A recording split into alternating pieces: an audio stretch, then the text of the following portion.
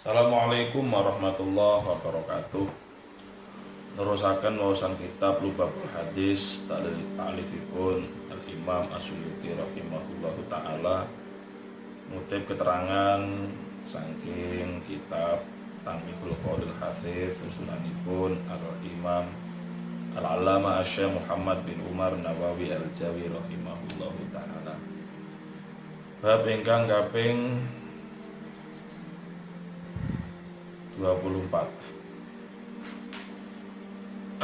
Bismillahirrahmanirrahim. Qala al-muallifu rahimahullahu taala wa nafa'ana bihi wa bi ulumihi wa 'ada 'alaina min barakatihi fid dharain amin.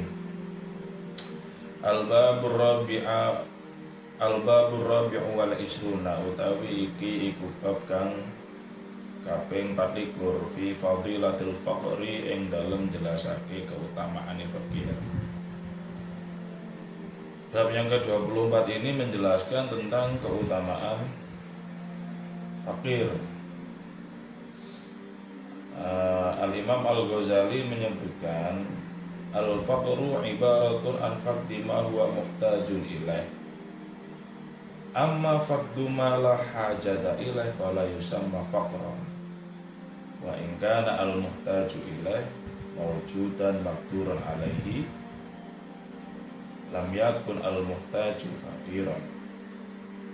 Fakir adalah sebuah ungkapan atau sebuah kondisi di mana seseorang itu tidak memiliki apa yang dia butuhkan. Yang dibutuhkan saja dia nggak punya. Tapi kalau dia tidak memiliki apa yang dia tidak butuh, itu namanya bukan fakir. Misalkan kondisinya kita nggak punya mobil misalkan, sementara mobil bukan kebutuhan primer, itu berarti bukan fakir.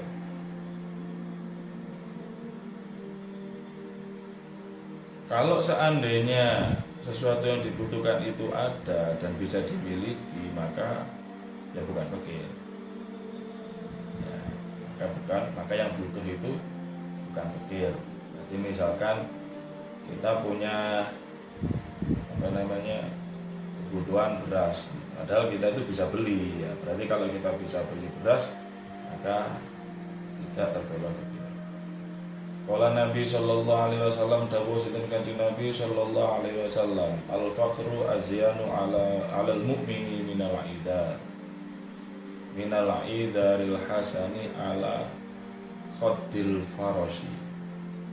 Al-faqru utai fakir azyanu iku luwih edi, luwih maesi alal mukmini ing atase wong kang beriman minal idaril hasani saking taline jaran kang bagus ala khaddil farashi ing atase pipine jaran ya. Nah, kondisi fakir itu lebih indah atau lebih bagus, sebaik-baiknya perhiasan bagi orang yang mukmin lebih bagus daripada tali kuda yang di pipinya kuda. Ini saya kurang paham ini. Ini mungkin daunnya orang Arab dulu, kalau ada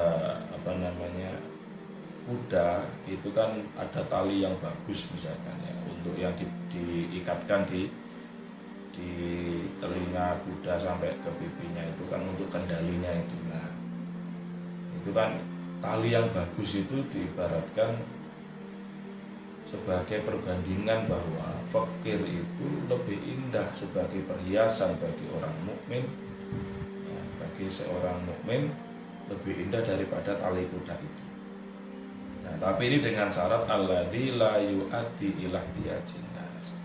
Kefakiran yang tidak menyebabkan kita itu butuh kepada manusia yang lain. Artinya ya fakir yang nggak sampai minta-minta, gampangannya seperti itulah mungkin ya. Nah, kalau fakir kemudian sampai meminta-minta, kemudian sampai merendahkan diri, ya maka itu bukan azyanul lil mukmin, bukan azyanul lil mukmin. azyanu 'alal mu'min. Wa qala lan dawuh jeneng Kanjeng Nabi sallallahu alaihi wasallam al faqru utawi fakir syainun iku cacat iku Allah indan nasi munggo menungso wa zainun lan pepaes indallahi munggo Gusti Allah yaumal kiamati ing dalem dina kiamat. Memang kefakiran itu di mata manusia merupakan sebuah kehinaan atau merupakan sebuah aib lah. Seolah-olah orang yang fakir itu kan rendah. Nah, tetapi kefakiran itu dengan catatan yang tidak sampai membuat kita minta-minta kepada manusia loh ya. Nah, catatan tadi itu alladzi la yu'ati ilah tiyajin nas. Nah, kefikiran yang seperti itu merupakan perhiasan di sisi Allah Subhanahu wa taala ketika hari kiamat. Kenapa? Aili salamati sahibi fid daraini. Karena orang yang dalam kondisi fakir itu kelak li salamati sahibihi fid daraini, karena keselamatan pemilik kefakiran itu di dunia dan akhirat. Jadi daraini itu maksudnya dunia dan akhirat. Orang yang fakir itu bakal selamat dunia dan akhirat. Wa fil khabar akhirul anbiya dukhulan al jannata Sulaiman ibn Dawud alaihi wassalam li makani mulkihi wa akhiru ashabi dukhulan al jannata Abdurrahman bin Auf li ajli binahu. Dalam riwayat lain dikatakan nabi yang paling terakhir masuk ke surga adalah Sulaiman bin Dawud alaihi wassalam limakani mulkihi, karena kerajaannya. Dan sahabat yang paling terakhir masuk surga adalah Abdurrahman bin Auf, karena beliau adalah orang yang kaya ya. Tapi di sini jangan sampai punya salah persepsi, oh berarti seorang mukmin itu harus fakir. Enggak. Maksudnya itu seorang mukmin kalau dalam kondisi fakir tidak perlu berkecil hati, karena kefikiran itu juga merupakan perhiasan di sisi Allah Subhanahu wa taala. Yang bagus ya fakir yang sabar, yang bersyukur, itu yang bagus. Tapi lebih bagus lagi ya seperti Abdurrahman bin Auf, sahabat Nabi yang kaya raya, yang dia juga bisa menginfakkan hartanya untuk jihad fisabilillah. Para sahabat, bahkan istri Nabi yang tercinta, istri pertama beliau Sayyidah Khadijah itu kan juga saudagar yang kaya. Jadi bukan berarti hadis ini menafikan atau membuat kesan buruk terhadap orang mukmin yang kaya, tidak.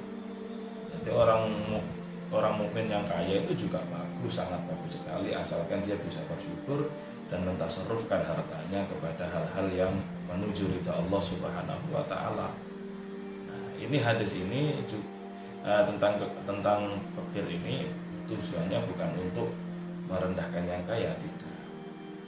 Justru ini untuk supaya orang mukmin yang kebetulan kondisinya fakir ini tidak berkecil hati, karena beliau yang fakir itu juga diangkat oleh syariat, dikatakan bahwa zainun indallah yaumul qiyamah. Kefakiran seorang mukmin itu merupakan perhiasan di sisi Allah Subhanahu wa taala, tentu dengan catatan mukmin yang baik, fakir yang baik. Bukan kemudian memanfaatkan kefakirannya untuk minta-minta, itu juga salah. Apalagi sampai kefakirannya itu membuat dia berbuat yang munkarat, apakah itu mencuri, merampok dan lain sebagainya. Maka kefakiran itu justru akan menjadi bumerang bagi dirinya sendiri. Wa qala lan dawuh Kanjeng Nabi sallallahu alaihi wasallam hubbul fuqara min akhlaqil anbiya wa bughdul fuqara min akhlaqil farani'ah. Hubbul fuqara utawi demen pira-pira wong fakir iku min akhlaqil anbiya, iku setengah saking pira-pira budi pekertine para nabi. Wa bughdul fuqara ilan utawi bendu pira-pira wong fakir iku min akhlaqil farani'ah, iku setengah saking pira-pira akhlake watak Fir'aun. Gampangane maknane ngono lah. Jadi katakan mencintai orang-orang fakir itu merupakan akhlak para nabi. Sementara membenci orang fakir itu merupakan akhlaknya Faroni'ah. Faroni'ah itu jam'u Fir'aun. Fal Faroni'atu salah satu. Faroni'ah itu ada 3. Fir'aunul Khalil wasmuhu Sanam, wa Fir'aunu Yusuf wasmuhu Ar-Rayyan ibnu Walid, wa Fir'aunu Musa wasmuhu Al-Walid bin Mus'ab. Gitu kan. Fir'aun itu ada 3. Fir'aunul Khalil berarti Al-Khalil itu Sayyidina Ibrahim ya. Fir'aunnya Khalil adalah Sayyidina Ibrahim, namanya Sanan Al-Kamakal ya, saya nggak bisa baca nih. Wa Fir'aunu Yusuf, dan Fir'aunnya Yusuf namanya Ar-Rayyan bin Walid, dan Fir'aunnya Musa namanya Al-Walid bin Mus'ab. Nah, pokoknya intinya orang yang tidak suka terhadap orang fakir atau bahkan mungkin memperbudak orang fakir itu ciri-cirinya Fir'aun. Wa qala lan dawuh sinten Kanjeng Nabi sallallahu alaihi wasallam. Hadis yang atas tadi itu mengajak kita supaya kita peduli terhadap orang-orang fakir. Kita itu cinta terhadap orang-orang fakir, supaya kita tidak sama seperti Fir'aun. Jangan kemudian ketemu sama orang fakir kita seperti risih, jangan kemudian kita ketemu orang fakir kita memandang rendah, jangan. Karena apa? Dikatakan orang fakir itu adalah zainun indallah, perhiasan di sisi Allah Subhanahu wa ta'ala.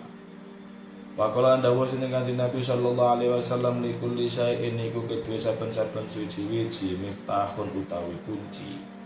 Wa miftahul jannati lan utawi kuncine surga iku hubbul masakini.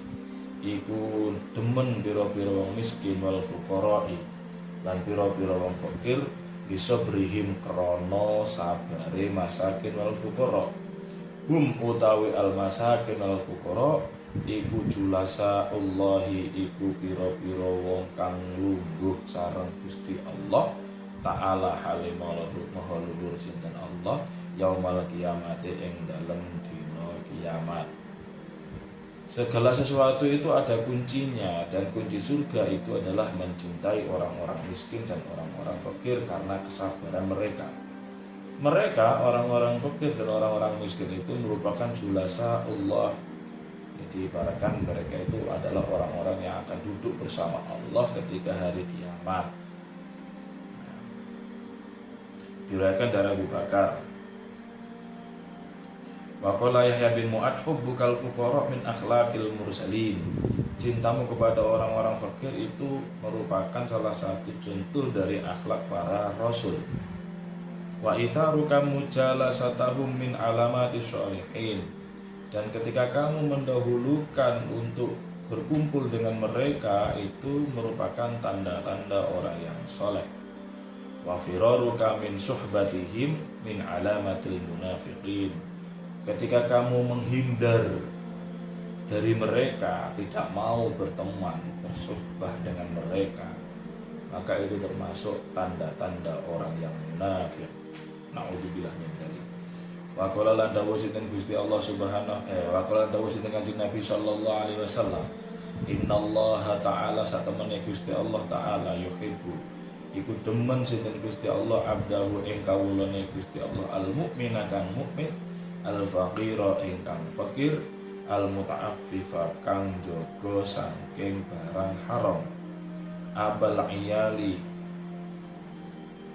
rupane wong kang dadi tulang punggungnya keluarga. Ini kalau saya cari maknanya begitu, abal iyal.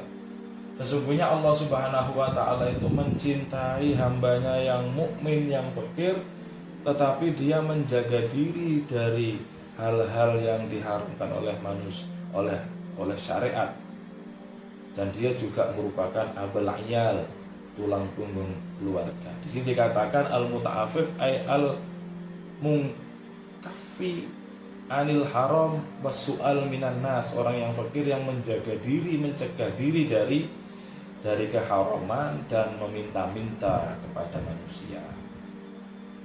Ini Ini yang dicintai oleh Allah. Tapi kalau orang yang fakir kemudian memanfaatkan kefakirannya untuk museul ya, minta-minta, misalkan ngemis nggak mau bekerja misalnya, maka itu bukan tergolong dalam hadis ini.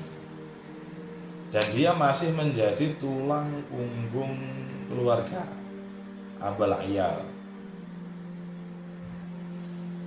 Wa fi hadzal hadits isyarun bi annahu yundabu lil faqir idharu ta'affuf wa adamus syakwa.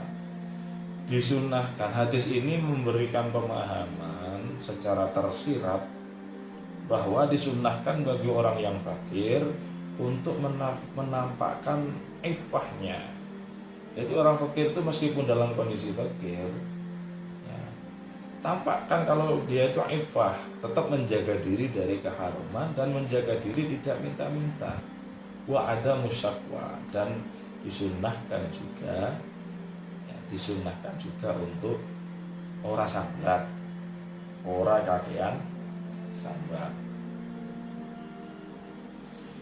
Tambihun al-faqru faqrani. Fakir itu ada dua macam. Yang pertama faqru mathubatin wa faqru uqubatin. Yang pertama adalah fakir berpahala. Yang kedua fakir yang merupakan siksa. Wa alamatul awal, tanda dari fakir yang berpahala iku ayyuhsuna khuluquhu, akhlaknya bagus. Wa yuti'u rabbahu, taat kepada Tuhannya. Wala yasku, dan tidak sambat, tak mengeluh. Wa yashkurullaha ala faqrihi, dan dia selalu bersyukur kepada Allah atas kefakirannya. Dia bersyukur kepada Allah atas kefakirannya. Ini fakir yang merupakan pahala ya. Tapi tetap ya, ini harus al-muta'affif sing abal iyal ya. Jangan kemudian dengan alasan fakir dia nggak mau jadi tulang punggung keluarga, wis aku gak iso mau gawe apa-apa, akhirnya menterlantarkan anak dan istrinya. Ini juga nggak boleh, tetap harus abal iyal, harus berusaha menjadi tulang punggung keluarganya sebisa mungkin. Itu yang merupakan hamba dicintai oleh Allah Subhanahu wa taala. Dan selama dia tidak mengeluh, kemudian tetap taat kepada Rabbnya, kemudian akhlaknya bagus, menjadi abal iyal, itu merupakan faqru masubatin, kefakiran yang berpahala. Wasani, yang kedua, yang fakir yang merupakan musibah, yang merupakan siksaan wis ning dunya itu siksa pisan, dan kemungkinan yang faqru uqubatin itu pun di akhirat pun juga tidak akan menjadi zainun indallah. Mungkin juga akan mendapatkan siksa juga ketika di akhirat nanti. Itu tandanya apa? Ayusi qulubuhu, orang yang buruk akhlaknya, wayaksi, dan selalu bermaksiat, wayaskur, dan selalu sambat, mengeluh, wayatasakhatu, dan dia tidak rela. Ini kalau atau pada ayusi berarti wayaksiya, wayaskua, wayatasakhatu. Nasor. Sudah dia akhlaknya buruk, selalu berbuat maksiat dan mengeluh atas kefakirannya, tidak rela atas kefakirannya. Dia itu seolah-olah menentang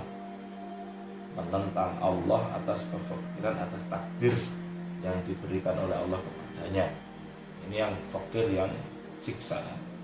Walladzi yuhibbuhu Allah taala al-awwalu dunatani, yang dicintai oleh Allah itu adalah fakir yang tipe pertama tadi itu, bukan tipe yang kedua.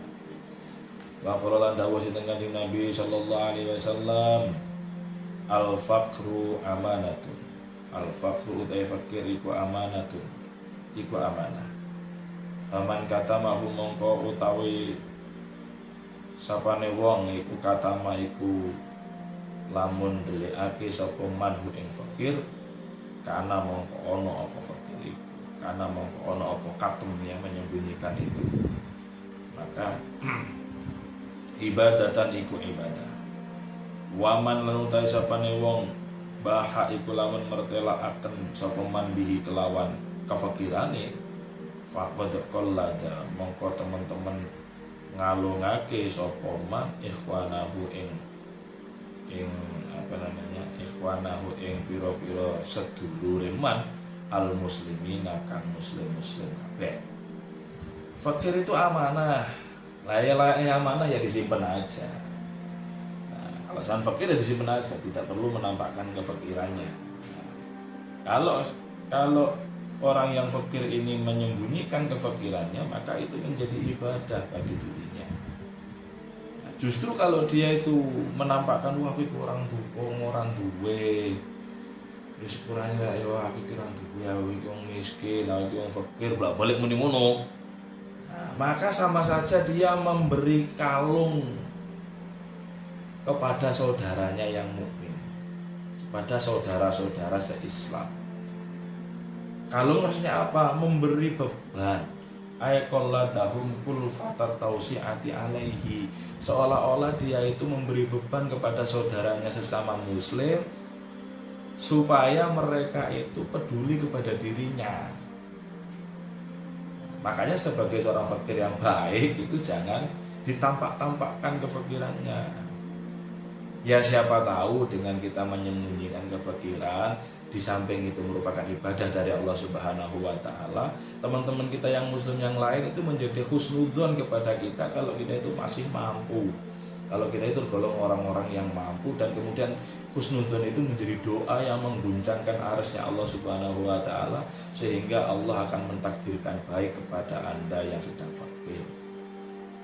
Sehingga Anda menjadi orang yang kaya atau orang yang kecukupan, minimal seperti itu. Nah, jadi itu ibadah, menyembunyikan kefakiran itu merupakan ibadah. Tapi dalam hadis yang wafi hadal hadis, dalam hadis ini menunjukkan apa? Nadmu kitmanil fakri, kesunahan untuk menyembunyikan kefakiran malam yaktor, selama tidak darurat. Kalau darurat misalkan anak sakit sama nggak punya apa-apa, ya maka harus menampakkan kebutuhan kepada orang lain.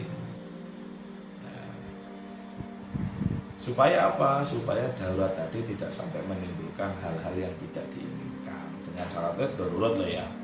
Nah, kalau kondisi sedang baik-baik saja, cari makan bisalah meskipun kekurangan, ya tidak perlu sampai menampakkan kefakirannya. Toh orang lain pun juga bisa membaca kondisi kan. Kalaupun toh tidak ditampakkan pun mungkin tetangga sekitar tahu kalau kondisi kita seperti itu. Wa qala lan dawuh Kanjeng Nabi sallallahu alaihi wasallam, tuba lil fuqara'i wa du'afa'i min ummati. Tuba swarga lil fuqara'i kedue pira-pira wong fakir, wa du'afa'i lan pira-pira wong kang apes min ummati saking umat ingsun. Kanjeng Nabi dawuh, surgalah bagi orang-orang yang fakir dan orang-orang yang lemah, mustad'afin. Jadi umat-umat Kanjeng Nabi Muhammad itu kalau dalam kondisi fakir, dalam kondisi apes, dengan catatan tadi ya, tetap akhlaknya bagus, kemudian taat kepada Tuhannya, tidak mengeluh, maka dijanjikan baginya surga.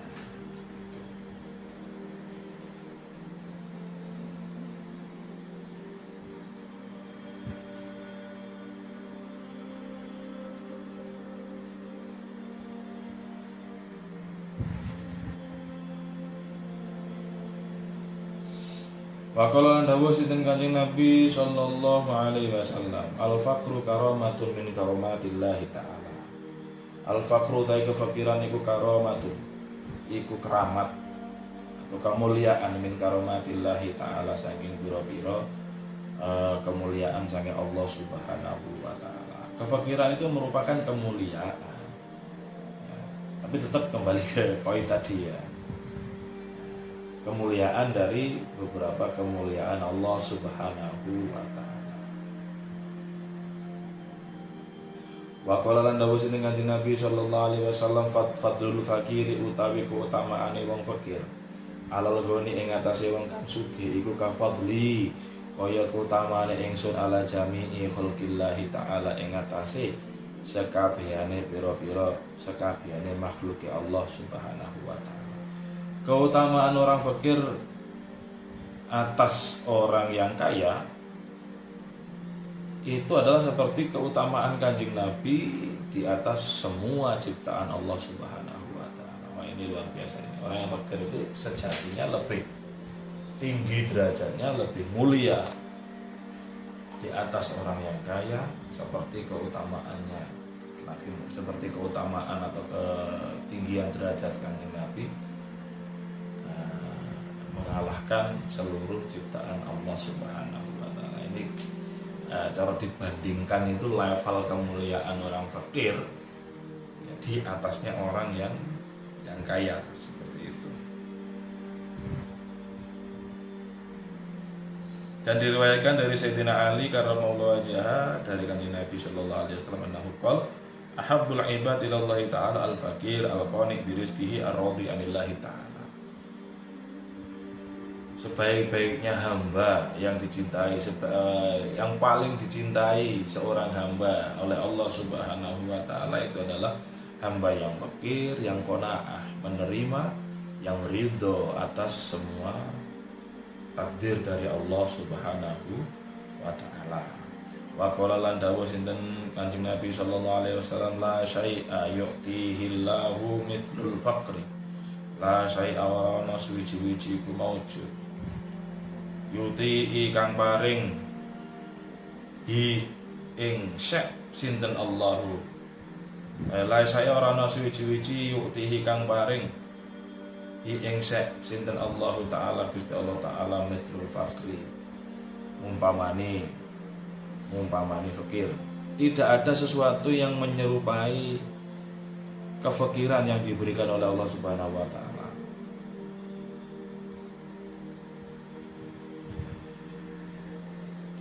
Wa auhallahu ta'ala ila Ismail. Suatu ketika Allah Subhanahu wa taala memberi wahyu kepada Nabi Ismail alaihissalam. Utlubni indal munkasirati qulubuhum. Carilah aku di samping orang-orang yang sedang pecah hatinya. Qala Nabi Ismail bertanya, "Waman hum sinten sing pecah hatinya itu?" Qala al-fuqara as-sadiqun, orang-orang fakir yang sungguh-sungguh. Wa qala la dawus ning Kanjeng Nabi sallallahu alaihi wasallam, "La ahada afdalu minal fakir idza kana radiya." Tidak ada seorang pun yang lebih utama daripada orang fakir ketika seorang fakir itu ridho terhadap takdirnya Allah Subhanahu wa taala. Ini penjelasan tentang bab yang ke-24 tentang keutamaan fakir. Nah, tapi kita garis bawahi ya, fakir itu memang suatu keutamaan dari Allah Subhanahu wa taala. Tapi jangan sampai salah persepsi yang kemudian kita memfakirkan diri dengan tidak bekerja. Nah, ini salah juga. Jadi fakir itu adalah sebuah keadaan, bukan pilihan. Kalau fakir yang merupakan pilihan, ya lihat-lihat juga. Kalau sampai fakirnya itu juga menyengsarakan orang lain, termasuk menyengsarakan istri dan anak, mungkin ya yang wajib dia nafkahi. Kalau itu merupakan pilihan dan dia memang nggak mau bekerja salah-salah, ya gitu-gitu aja, memang sengaja lah, bukan kondisi yang memang dia sengaja seperti itu, maka itu kefakiran yang bukan termasuk yang dicintai oleh Allah Subhanahu wa taala. Nah, sebab apa? Ya harus husnul khuluq, akhlaknya bagus, taat kepada Allah, kemudian tidak sambat dan lain sebagainya. Itu adalah fakir yang dicintai oleh Allah Subhanahu wa taala, dengan cara tidak sampai menyengsarakan orang lain, tidak sampai minta-minta kepada manusia yang lain. Jadi fakir itu adalah sebuah keadaan, bukan kemudian dicari. Sebab apa? Dalam hadis yang lain Kanjeng Nabi pun juga mengatakan, bersabda bahwa Kanjeng Nabi itu sangat mencintai seorang pemuda yang rajin bekerja. Jadi harus ada berimbangan harus ada perimbangan antara keutamaan fakir dan keutamaan kaya, keutamaan fakir dan keutamaan orang yang masih mau bekerja. Jadi fakir yang masih mau bekerja, mencari nafkah, memenuhi kewajibannya kepada keluarganya, itulah yang termasuk dicintai oleh Allah Subhanahu wa taala. Mungkin itu persepsinya. Jadi jangan sampai kita salah persepsi. Hadis ini adalah menunjukkan kalau ada seorang mukmin yang dalam kondisi fakir, memang keadaannya seperti itu, namun dia tetap menyembunyikan kefakirannya, akhlaknya bagus, taat kepada Allah, ya, tidak sambat, ridho terhadap takdir Allah, itu dicintai oleh Allah Subhanahu wa taala. Dan yang seperti itulah yang derajatnya lebih tinggi daripada orang kaya di sisi Allah Subhanahu wa taala, dan itu akan mendapatkan keutamaan kelak menjadi julasa Allah, orang yang akan dipeduli oleh Allah Subhanahu wa taala di hari kiamat. Nah, jadi memang kondisi itu dan dengan syarat-syarat seperti itu. Nah, tapi ini juga tidak bermaksud untuk mencap buruk kepada orang mukmin yang mencari kekayaan, tidak. Nah, karena orang mukmin pun juga bisa mulia dengan kekayaannya selama kekayaannya itu digunakan untuk hal-hal yang menuju ridha Allah Subhanahu wa taala. Banyak sekali para istri Nabi pun juga ada yang kaya. Sahabat Nabi Abdurrahman bin Auf apalagi itu kaya raya. Sayyidina Abu Bakar pun juga orang yang kaya. Sayyidina Utsman juga orang yang kaya. Sayyidina Ali putra saudagar. Nah, apakah kemudian itu tidak mulia? Yang mulia. Sebab apa? Kemuliaan itu pada hakikatnya bukan pada fakir dan kayanya, tetapi kepada akhlak, kepada penghambaan kepada Allah, kemudian kepada ridho atas takdir Allah Subhanahu wa taala, dan bagaimana dia menjalankan kondisinya. Kalau kondisi fakir, maka dia ridho terhadap kefakirannya, menyembunyikan dari pandangan manusia, tidak membebani orang lain, maka itu adalah akhlak bagi orang yang menjalani kondisi kefakirannya. Kalau orang yang kaya, maka akhlaknya adalah ya tidak memandang rendah terhadap orang lain, menggunakan hartanya untuk beribadah kepada Allah Subhanahu wa taala, minimal menghindari dari menggunakan di hal-hal yang diharamkan oleh Allah Subhanahu wa taala. Demikianlah mungkin persepsi dari ngaji dewe. Mohon maaf, ini baru pertama kalinya on cam. Semoga kedepannya masih berani on cam. Ini percobaan pertama kali ya. Semoga menghibur Anda semua. Ya, semoga bermanfaat. Wallahu taala alam bisawab.